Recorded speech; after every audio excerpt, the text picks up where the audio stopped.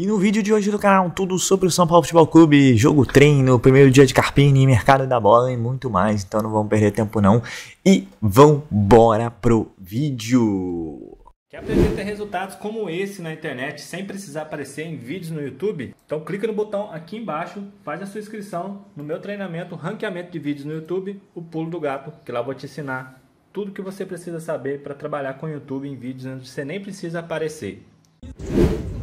Salve galera, primeiro jogo treino do São Paulo na temporada, já com o Carpini no banco, acabou há pouco, 3-1 contra o São Bernardo, gol de Galopo, Juan e Wellington Rato. Olha o time que começou a temporada: Rafael, Igor Vinícius, Ferrarese, Diego Costa e Wellington, Pablo Maia, Luiz Gustavo, começou como titular, e Galopo no meio, Rato, Juan e Lucas. Depois ele misturou, botou um monte de gente, alguns não participaram, o Rafinha, o Arboleda, Michel Araújo, ainda se recuperando de lesões ou de desgaste, esses não participaram, mas foi 3-1 com essa escalação inicial que eu disse pra vocês aí. Ainda é um esboço, muita mistura, mas é o primeiro, digamos, São Paulo da temporada, esse de 3 pro São Paulo, 1 pro São Bernardo, há pouco no CT da Barra Funda.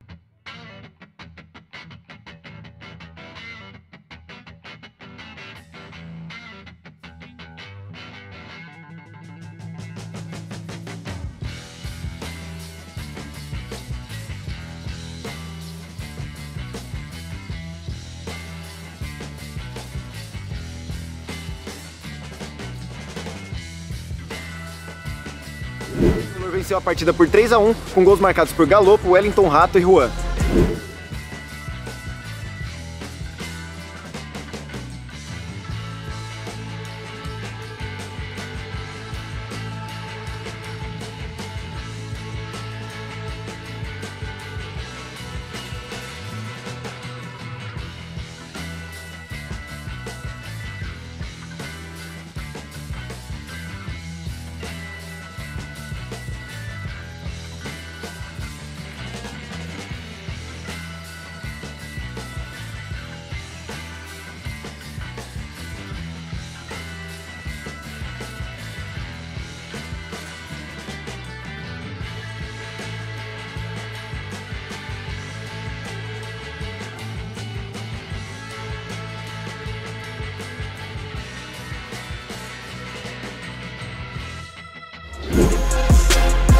Arboleda, Rafinha, Michel Araújo e Moreira não participaram da atividade e seguiram cronogramas individuais de controle de carga. Nestor seguiu seu processo de recuperação com a fisioterapia, alternando trabalhos no Refis Plus e no gramado. Após o trabalho de hoje, Thiago Carpini falou com a SPFC Play sobre o seu primeiro dia. Confere aí. Importante, hoje foi tudo muito rápido, né? Muita coisa para entender de todos os departamentos do clube. Eu acho que fica fácil de entender porque as coisas funcionam com muita clareza, então é a gente se ambientar, né? Se atualizar o máximo de informações. Então o papo com os atletas acabou sendo muito rápido, mas foi muito proveitoso, né? Importante esse primeiro contato. E agora nós temos aí uma semana aberta a partir de segunda-feira para a gente poder se conhecer um pouco mais. Acho que a atividade de hoje já era meio programado para que todos participassem, visando mais o volume de carga, a situação de pré-temporada e não propriamente do jogo em específico. Então, para todos esses fatores aí, acho que foi de fundamental importância uma semana que eles fecham, que agora nós fechamos, né, bem trabalhada e bem proveitosa. A gente estava até falando agora, batendo um papo com o município, com as pessoas que estão há mais tempo no clube, a gente falando de todo o trabalho do São Paulo, de Cotia, de formação, de vencer. Eu acho que formar vencendo é o caminho. Da mesma maneira, tudo que a gente puder ir construindo sempre com vitórias é muito importante. A gente sabe que o futebol não é dessa maneira, né? Nós teremos dificuldades na caminhada, no processo, e essas dificuldades, essas derrotas, elas também nos fortalecem. Sempre tem algo de positivo, mas sempre que possível, em qualquer situação, o São Paulo, até pela sua grandeza, ele tem muita responsabilidade sempre em vencer e principalmente qualidade, porque o que eu encontrei aqui foi um grupo forte, um grupo competitivo, um grupo comprometido, né, de boas alternativas, de uma qualificação muito boa que a diretoria buscou para esse ano de 2024. Eu acho que eles foram muito assertivos. Eu espero que a gente possa tirar o melhor de cada um desses atletas. Começando pelo sistema defensivo, então, Rafael será o goleiro titular do São Paulo de novo nessa temporada. Na lateral direita, a grande notícia é o retorno do Igor Vinícius, depois de um ano de inatividade, né? Ele tinha jogado lá atrás na final da Sul-Americana, volta agora e fica à disposição para essa temporada. Vai ser um jogador importante para combinar ali aparições com o Rafinha, né? O Rafinha já é um jogador mais velho, mais perto do final da carreira, vai ter que ser um jogador resguardado em alguns momentos importantes, mas de cara vai ser o titular do time. Na zaga, 4 opções de início. São Paulo perdeu o Beraldo, um zagueiro que foi fundamental na temporada passada, mas tem essas 4 opções. O Arboleda, que será titular pelo lado direito, e aí do lado esquerdo há uma dúvida, né? sobre quem será o titular ao lado do Arboleda. Eu imagino que o Ferrarese sai na frente por essa disputa, por ser um zagueiro que reúne o melhor das características que o futebol atual pede, né? É um zagueiro que defende bem a área, tem bom jogo aéreo e tem uma boa saída para o jogo também. O Diego Costa, garoto da base, foi muito importante na final da Copa do Brasil, mas a preferência dele é jogar pelo lado direito. Então, em tese, ele é um concorrente ao Arboleda nessa função. Sobram o Ferrarese e Alan Franco pro lado esquerdo. O Arboleda já jogou algumas vezes com o Alan Franco. O Ferrarese se machucou muito no comecinho da temporada passada, mas é um jogador que tem um potencial muito grande. Se ele conseguir atingir um bom nível físico, se conseguir voltar bem da lesão, ele vai ser titular da defesa do São Paulo, acredito eu, na temporada. Para a lateral esquerda, com a saída do Caio Paulista, o Patrick e o Wellington são os jogadores disponíveis. O Wellington tende a ser o titular, o Patrick ainda é garoto da base, mas é um jogador que estará no elenco. Ainda para as laterais, o São Paulo tem o Moreira, que pode jogar na esquerda, pode jogar na direita, é muito jovem também e é uma característica interessante. Então a linha de 4 do São Paulo muito provavelmente será essa nessa temporada. Se o treinador optar por jogar com uma linha de 3, a gente tem aí possibilidades com o Diego Costa e com o Alan Franco. Meio campo, São Paulo se reforçou com o Luiz Gustavo e o Bobadilha, foram duas novidades dessa janela para este setor. São Paulo terminou o ano com Pablo Maia e Alisson jogando como titulares na dupla de meio campo. Jackson Mendes e Gabriel Neves não estão nos planos do São Paulo. O Luan tem uma questão ainda para ser resolvida, é um jogador que está encostado, entre aspas, faz bastante tempo que não joga, não tem tido minutos, e quando tem minutos não tem jogado muito bem também. Então a gente vai se fixar nesse quarteto aqui. Luiz Gustavo e Pablo Maia são jogadores para a primeira função do meio campo, acredito eu que disputam uma vaga nesse setor, e o Luiz Gustavo é um jogador muito experiente, né? Um jogador que tem uma carreira muito sólida no futebol internacional, volta ao Brasil já na reta final da sua carreira, mas bem condicionado fisicamente, é um cara que vai brigar por uma vaga nesse time titular, e que vai poder ter minutos também numa temporada muito longa, com muitas competições. Ao lado dele o Alisson, né? Ao lado do Pablo Maia, que deve ser o titular, vou tirar o Luiz Gustavo aqui no primeiro momento. Ao lado dele, o Alisson foi titular no momento decisivo da temporada. Talvez largue como titular, mas ao longo do ano, o Bobadilha tem muita chance de tomar essa vaga e ser essa dupla do Pablo Maia. Um jogador jovem que se destacou no Cerro Porteño na temporada passada, assinou com o São Paulo por 4 anos. Foi uma contratação também pensando em um longo prazo, mas que é um jogador que ao longo do tempo, né, ao longo da temporada, pode ganhar uma vaga no time titular e ser uma peça importante também. Ele e o Alisson vão disputar essa vaga ao longo de 2023 no time do São Paulo, com o Alisson tendo talvez, com o Bobadilha tendo talvez a possibilidade de ser titular ao longo do ano. Lado direito, né? Se o técnico do São Paulo optar por jogar com ponteiros, ele tem o Wellington Rato, que é um remanescente importante do ano passado, muito bom na bola parada principalmente, né? Foi um dos jogadores que mais contribuiu com passes para gols do São Paulo a partir da bola parada. E o Eric, que chegou nessa temporada, jogador do Ceará, jogador de características diferentes das do Wellington Rato, um jogador que tem mais a direção do gol, drible, a jogada individual, vai ser uma opção importante aí ao longo da temporada também, acredito eu. Acho que mais para mudar o panorama ao longo dos jogos. Do lado esquerdo, o Dorival fez uma adaptação, assim como o Alisson, com o Nestor jogando nessa faixa, né? Sendo um meia que abria corredor para que o Caio Paulista pudesse ultrapassar. Sem o Nestor, jogou o Michel Araújo em algumas vezes, eles meio que revezavam nessa posição, sendo o Nestor o titular na maioria das ocasiões. E tem uma nova peça, né? O Ferreira, que eu citei lá no começo do vídeo, que é o jogador que fecha o elenco do São Paulo nessa temporada. O Nestor está fora de combate em um primeiro momento. O Michel Araújo é um jogador que tem características parecidas, é mais um meio-campista do que um jogador que acelera o jogo, né? E até por isso eu acho que o Ferreira tem boas chances de ganhar essa posição como titular. E o Carpini, pelo Água Santa, ele eliminou o São Paulo no Campeonato Paulista do ano passado. E depois ele pega o Juventude estava muito mal na Série B, né? Não é que ele pegou o time lá em cima e só... Na zona de rebaixamento. Foi o trabalho dele que levou o Juventude a subir. E ele quase foi pro Santos, né? Teve uma conversa ali dele pro Santos e tal, acabou não dando certo, mas...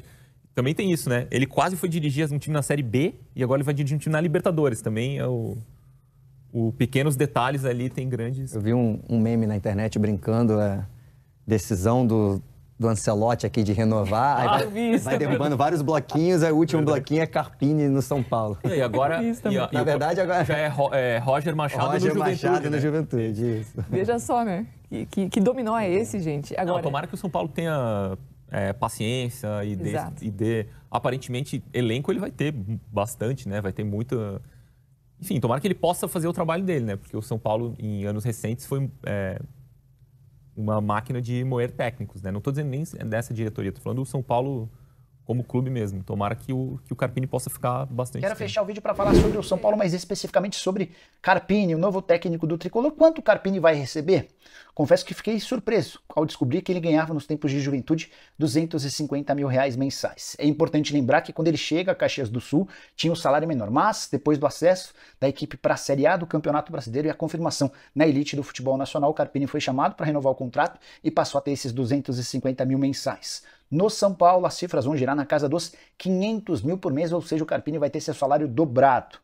Importante contar que, apesar da valorização, cifras baixas diante da realidade do São Paulo. Seu antecessor, Dorival Júnior, ganhava R$1.200.000 por mês, economia de R$700 mil mensais. Se a gente multiplicar por 12, estamos falando de uma diferença de superior a R$8 milhões. E olha que ainda tem o 13º, férias, adicional, entre outros. É bem verdade também que o São Paulo vai precisar pagar uma multa ao Juventude de R$1 milhão.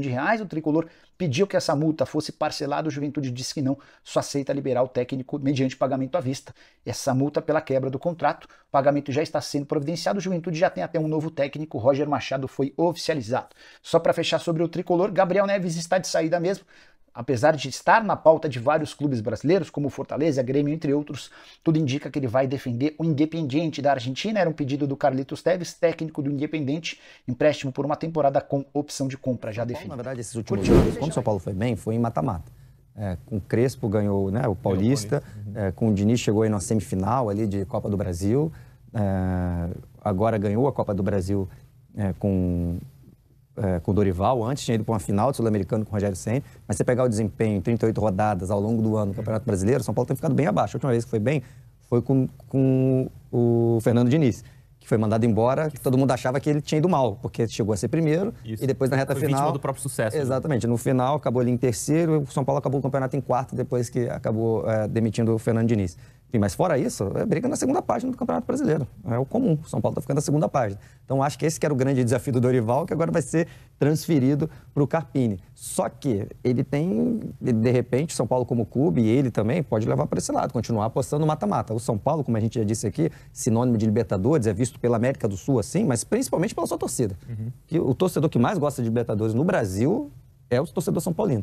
Tem nenhuma dúvida que assim, vai ser festas e festas no Morumbi a cada jogo da Libertadores. Na verdade, a torcida do São Paulo vem enchendo bastante nos últimos anos, né, em tudo quanto é campeonato. Então a Libertadores vai ter festa, que a torcida vai planejar fogos, alguma forma diferente de receber o time. Mas assim, o grande desafio dele, eu acho, é ter a constância maior no Campeonato Brasileiro. Eu acho que é isso que o São Paulo precisa como clube nos últimos anos, porque mata-mata, beleza, chegou, legal, mas a gente sabe que mata-mata, dependendo do sorteio, você pode cair nas oitavas. Enfim, sei lá, um pênalti mal marcado, ou dar uma vacilada, você pode ser eliminado. Mata-mata é isso. Então, acho que o São Paulo precisa melhorar como clube no Campeonato Brasileiro. Quero falar agora sobre o São Paulo, que está tomando um processo. E o responsável por essa ação é Luiz Carvalho. Representante de vários atletas no futebol brasileiro, ele entrou na justiça cobrando 7% do valor total da operação de Beraldo. Só para lembrar, jogador vendido por 19 milhões de euros fixos, mais 1 milhão de euros em bônus. Tudo porque o Luiz Carvalho tem em mãos um documento assinado pelo São Paulo lhe dando exclusividade no direito de 7% no valor de uma venda futura do Beraldo. Esse valor também inclui bônus. Estamos falando de mais ou menos 106 milhões de reais.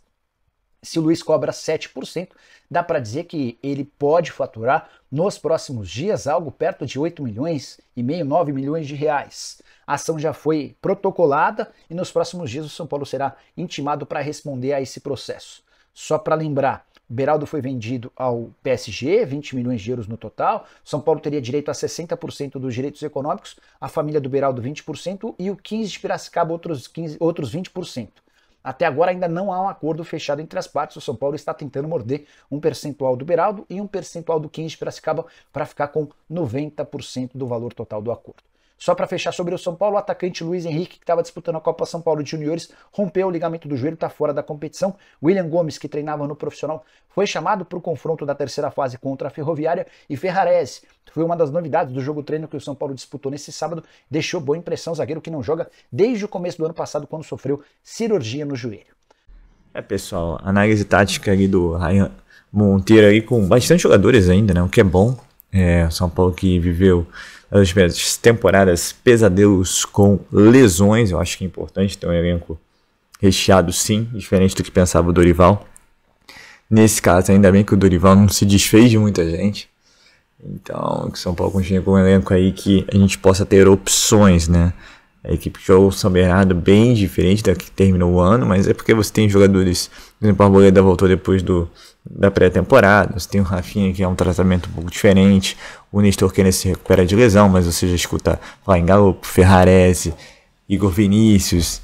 Então, assim, importante a volta desses jogadores, são reforços sim para o ano, porque esses 3 que eu falei praticamente não jogaram o ano inteiro. E o Carpini depois comandou o São Paulo de cara no seu primeiro dia de treinamentos, mas agora vai ter uma semana inteira aí para conhecer o grupo. E esperamos que ele possa tirar o melhor. Eu acho o grupo do São Paulo em nomes muito bom, muito bom. É legal aí que o Luiz Gustavo também participou da equipe que começou como titular. Você teve... Mas você ainda tem Bubadinho, você tem Ferreirinha, você tem Eric. Então assim, acho que São Paulo tem opções para mudar e mudar bem durante uma partida, durante jogos. Nem o Rames, né? Nem o Rames participou, por exemplo, de cara. Todos ali numa salada mista participaram, mas o time titular não estava com o Rames, por exemplo. E, cara, vamos torcer para que dê certo. Eu acho que é um técnico novo, mas que pega um grupo bom. Um bom grupo do São Paulo.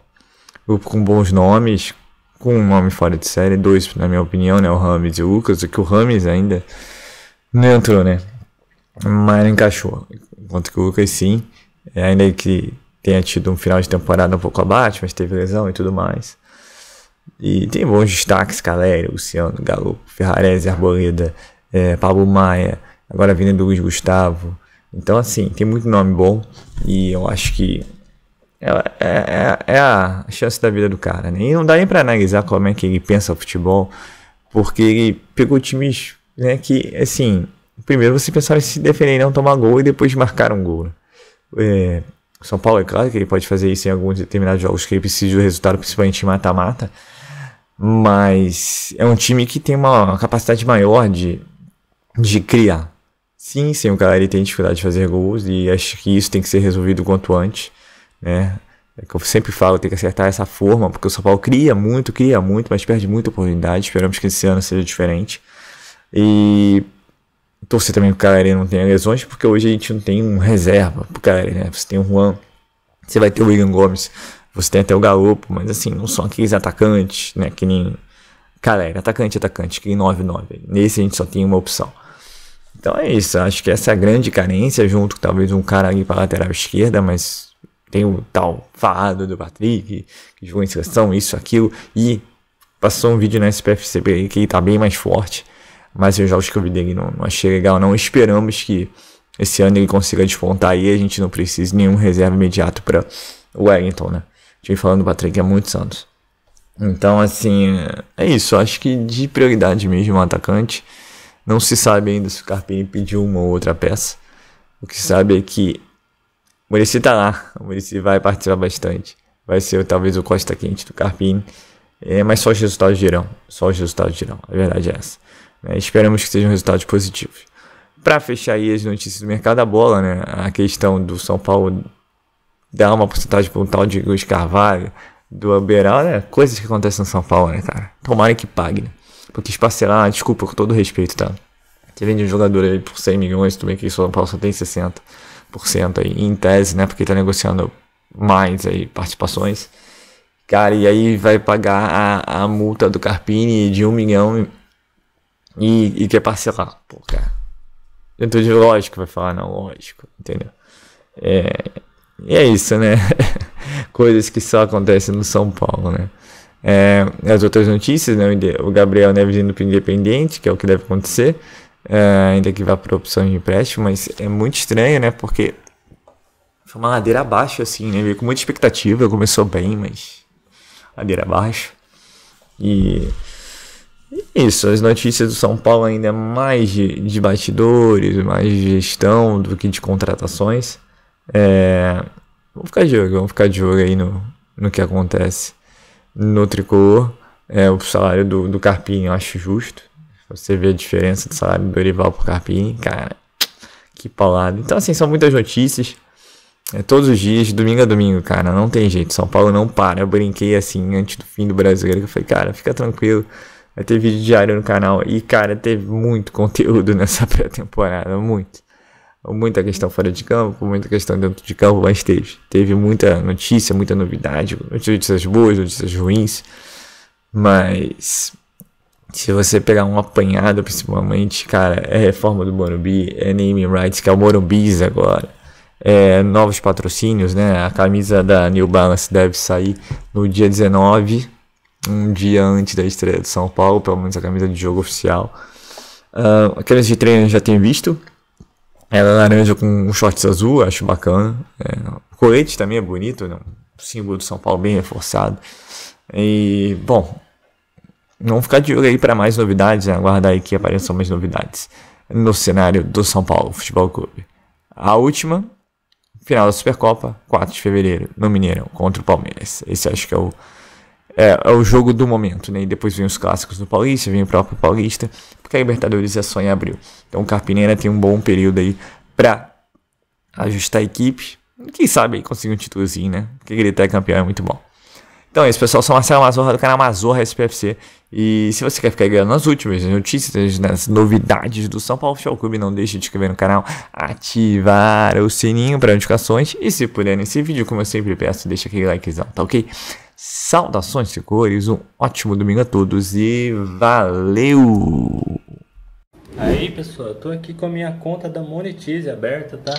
O gráfico de venda. Tô aqui também com a minha conta da Hotmart aberta. Vou dar uma atualizada aqui para você ver. Clicar aqui no dia 1º de abril ou dia 28 de abril. Vou clicar em aplicar e também em filtrar. Veja que dá para fazer muita coisa, né? Se você aplicar técnicas de YouTube, tá? Esses vídeos do YouTube, a maioria deles eu nem apareço e dá para ter um resultado legal. Nos últimos 28 dias, esse aqui é o meu saldo, que eu ainda não fiz saque. Então eu vou deixar o link embaixo agora do meu treinamento, onde eu estou ensinando muitas pessoas a conseguirem iniciar nesse mercado em vídeos no YouTube sem precisar aparecer, tá bom? Passa lá, faz a sua inscrição, eu te espero lá na área de membros. Valeu!